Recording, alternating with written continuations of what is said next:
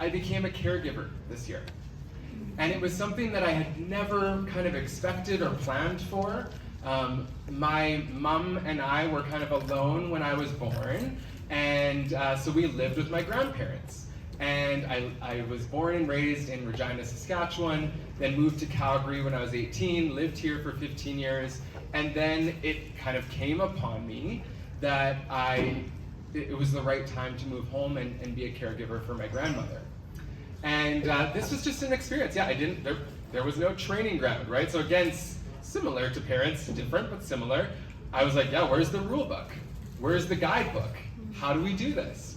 And so when I started to think through this, and I already had been working for about 10 years in HR, company culture transformations, DEI, it really crossed my mind that the caregiver thing doesn't get talked a lot about. And so I'm going to share a little bit. That's just sort of the preamble, the story of what's happening in my world and how I'm starting to think and take so much of what Elise shared before about those headlines and redirecting our efforts in this space. So let's start there. Caregivers. When we think of caregivers, right now, what we know statistically is that 35% of Canadians at any one given time are a caregiver in some capacity.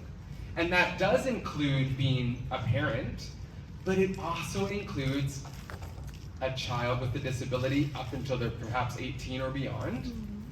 It can include elderly grandparents, aunts and uncles, nieces and nephews. It's expansive. Sometimes friends. There's a lot of people that are caring for just a bunch of people in their lives. And when I think of how many times I've heard in companies, a lot of the kind of rhetoric around flexibility of work, oftentimes parents are the number one kind of like needing that flexibility.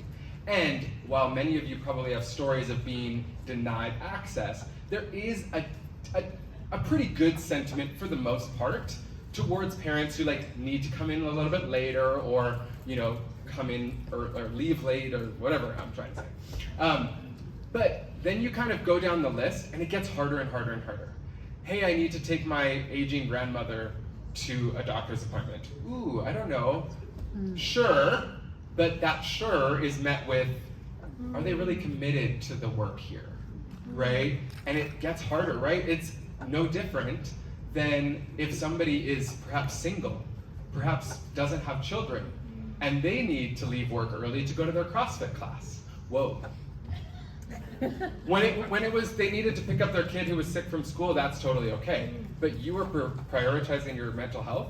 I don't know. It's a different scale.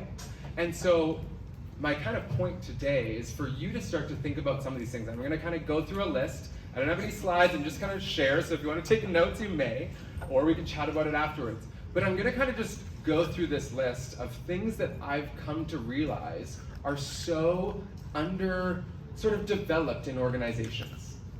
And so let's start there, right? How many of you have policies in your organizations that proactively encourage people to advocate for flexibility for themselves in whatever way they need? I'm just curious. It's kind of, a little bit murky, right? And then what does it look like to actually go about and start to look through your organization? Okay, if somebody is asking for flexibility, are we giving that to them and there's no repercussions, right? So that's the other side of it. Well, you might give flexibility, you might get it approved by HR even, but down the line, is that going to impact your career growth? What does that look like? So starting to think about that, having conversations